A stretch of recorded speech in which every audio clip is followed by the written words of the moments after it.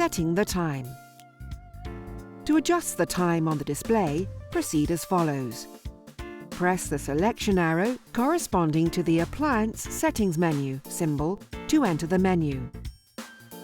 Scroll through the menu items by pressing the selection arrow corresponding to Next until Set Time appears on the display.